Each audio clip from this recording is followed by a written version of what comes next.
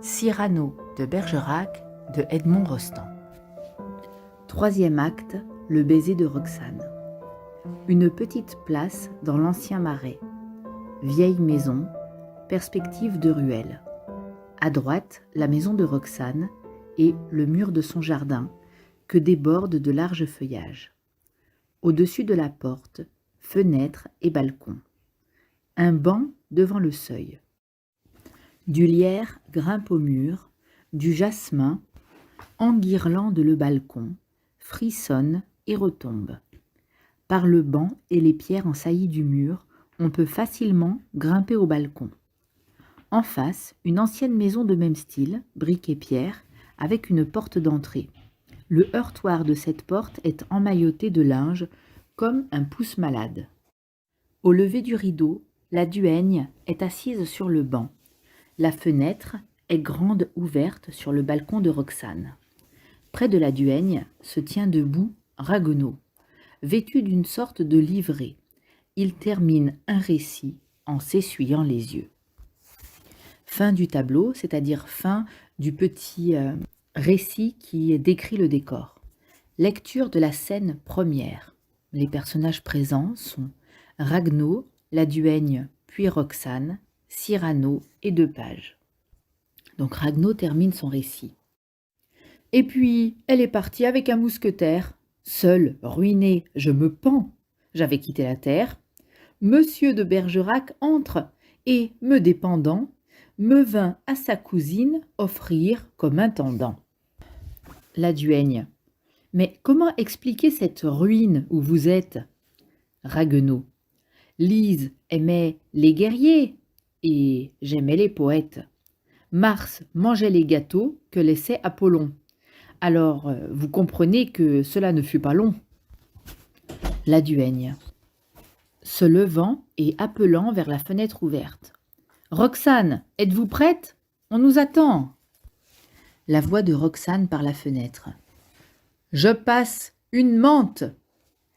La duègne, à Ragueneau, lui montrant la porte d'en face. C'est là qu'on nous attend, en face. Chez Colmire, elle tient bureau dans son réduit. On y lit un discours sur le tendre aujourd'hui. Ragueneau. Sur le tendre? La duègne minaudant. Mais oui! Criant vers la fenêtre. Roxane, il faut descendre, ou nous allons manquer le discours sur le tendre. La voix de Roxane. Je viens. On entend un bruit d'instrument à cordes qui se rapproche. La voix de Cyrano chantant dans la coulisse. La la la la. La duègne surprise. On nous joue un morceau. Cyrano, suivi de 2 pages, porteur de Théorbe. Je vous dis que la croche est triple, triple saut. 1er page ironique. Vous savez donc, monsieur, si les croches sont triples. Cyrano. Je suis musicien, comme tous les disciples de Gassendi. Le page jouant et chantant. La la la la. Cyrano lui arrache le théorbe et continuant la phrase musicale. Je peux continuer. La la la la. Roxane paraissant sur le balcon. C'est vous? Cyrano chantant sur l'air qu'il continue. Moi qui viens saluer vos lys et présenter mes respects à vos roses. Roxane. Je descends. Elle quitte le balcon. La duègne montrant les pages. Qu'est-ce donc ces 2 virtuoses? Cyrano. C'est un pari que j'ai gagné sur Dassoucy. Nous discutions un point de grammaire. Non, si. Quand soudain, me montrant ces 2 grands escogriffes, habiles à gratter les cordes de leurs griffes, et dont j'ai toujours son escorte, il me dit « Je te parie un jour de musique ». Il perdit, jusqu'à ce que Phœbus recommence son obre. J'ai donc sur mes talons ces joueurs de théorbe. De tout ce que je fais harmonieux témoin, ce fut d'abord charmant, et ça l'est déjà moins. Aux musiciens. Hep! Allez de ma part jouer une pavane à Montfleury. Les pages remontent pour sortir. À la duègne. Je viens demander à Roxane, ainsi que chaque soir, aux pages qui sortent. Jouez longtemps et faux. À la duègne. Si l'ami de son âme est toujours sans défaut. Roxane sortant de la maison. Ah, qu'il est beau, qu'il a de l'esprit, que je l'aime. Cyrano souriant. Christian a tant d'esprit. Roxane. Mon cher, plus que vous-même. Cyrano. J'y consens. Roxane. Il ne peut exister à mon goût plus fin 10 heures de ces jolis riens qui sont tout. Parfois il est distrait, ses muses sont absentes. Puis tout à coup, il dit des choses ravissantes. Cyrano incrédule. Non. Roxane. C'est trop fort. Voilà comme les hommes sont. Il n'aura pas d'esprit puisqu'il est beau garçon. Cyrano. Il sait parler du cœur d'une façon experte? Roxane. Mais il n'en parle pas, monsieur, il en dit certes. Cyrano. Il écrit? Roxane. Mieux encore, écoutez donc un peu, déclamant. Plus tu me prends de cœur, plus j'en ai. Triomphante à Cyrano. Eh bien. Cyrano. Pah. Roxane. Et ceci, pour souffrir, puisqu'il m'en faut un autre, si vous gardez mon cœur, envoyez-moi le vôtre. Cyrano. Tantôt il en a trop, tantôt pas assez. Qu'est-ce au juste qu'il veut de cœur? Roxane frappant du pied. Vous m'agacez, c'est de la jalousie. Cyrano tressaillant. Hein? Roxane. D'un auteur qui vous dévore. Et ceci, n'est-il pas du dernier tendre encore? Croyez que devant vous mon cœur ne fait qu'un cri. Et si les baisers s'envoyaient par écrit, madame, vous liriez ma lettre avec les lèvres. Cyrano, souriant malgré lui de satisfaction. Ha ha, ces lignes-là sont... Hé hé, se reprenant avec dédain. Mais bien mièvre. Roxane. Et ceci, Cyrano ravi. Vous savez donc toutes ces lettres par cœur? Roxane. Toutes. Cyrano frisant sa moustache. Il n'y a pas à dire, c'est flatteur. Roxane. C'est un maître. Cyrano modeste. Oh, un maître. Roxane préemptoire. Un maître. Cyrano saluant. Soit, un maître. La duègne, qui était remontée, redescendant vivement. Monsieur de Guiche, à Cyrano le poussant vers la maison. Entrez, car il vaut mieux peut-être qu'il ne vous trouve pas ici. Cela pourrait le mettre sur la piste. Roxane à Cyrano. Oui, de mon cher secret. Il m'aime, il est puissant, il ne faut pas qu'il sache. Il peut, dans mes amours, donner un coup de hache. Cyrano entrant dans la maison. Bien, bien, bien. De Guiche paraît. Fin de la lecture de la scène 1 de l'acte 3 de Cyrano de Bergerac.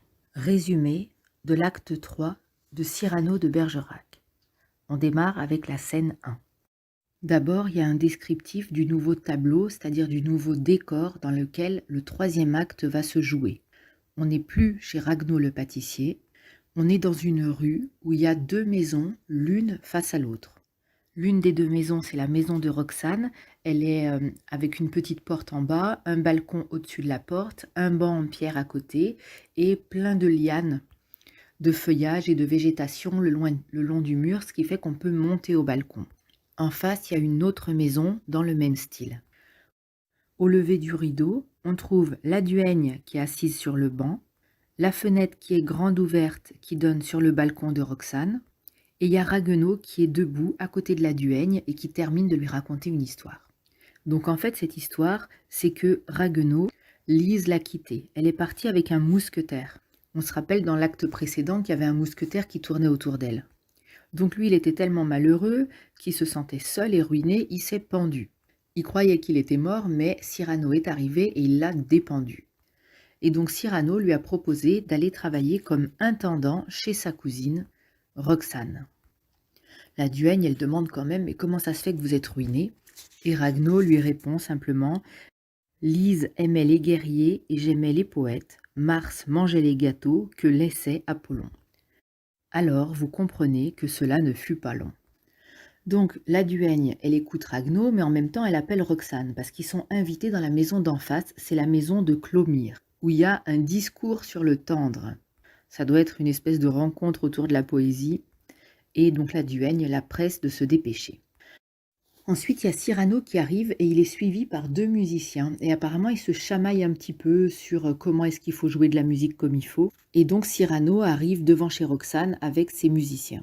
La duègne, qui est toujours en train d'attendre sur son banc, elle dit « Mais qu'est-ce que c'est que ces virtuoses ?» Et en fait, c'est Cyrano qui a gagné un pari avec Assouci. Ça doit être un personnage qu'on ne connaît pas, certainement quelqu'un de sa compagnie de Gascogne, là. Et bref, ils ont fait un pari sur un point de grammaire, et comme Assouci a perdu, il lui paye pour toute la journée des musiciens qui l'accompagnent.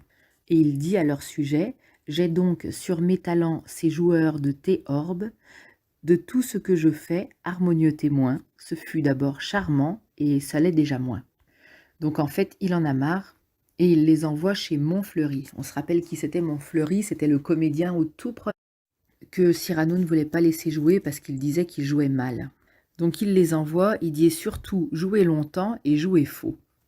Bon, la duègne demande à Cyrano ce qu'il fait là. Cyrano dit qu'il vient pour saluer les lys et présenter ses respects aux roses de Roxane. Et en fait, quand Roxane arrive, il lui dit « Alors, est-ce que l'ami de ton âme est toujours sans défaut ?»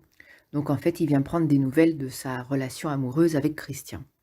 Et en fait, Roxane, elle dit qu'elle l'aime énormément, que c'est quelqu'un qui a beaucoup d'esprit, et Cyrano est un peu surpris.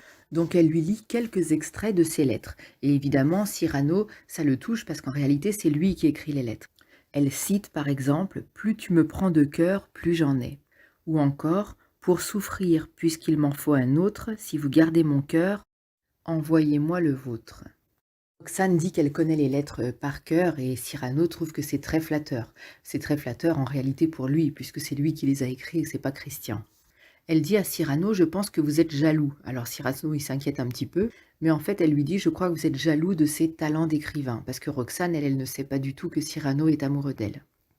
Et finalement, il y a la duègne qui arrive affolée et qui dit qu'il y a Monsieur de Guiche qui arrive. Et Roxane demande à Cyrano de partir très vite parce qu'on se rappelle que Monsieur de Guiche, c'est le grand comte qui est amoureux d'elle et qui veut la faire épouser quelqu'un pour la prendre comme maîtresse. C'est le gros méchant, le comte de Guiche. Elle dit à son sujet « Il m'aime, il est puissant, il ne faut pas qu'il sache, il peut, dans mes amours, donner un coup de hache. » Donc elle demande à Cyrano de partir pour qu'il ne mette pas le comte de Guiche sur la piste de Christian, et c'est la fin de la scène 1.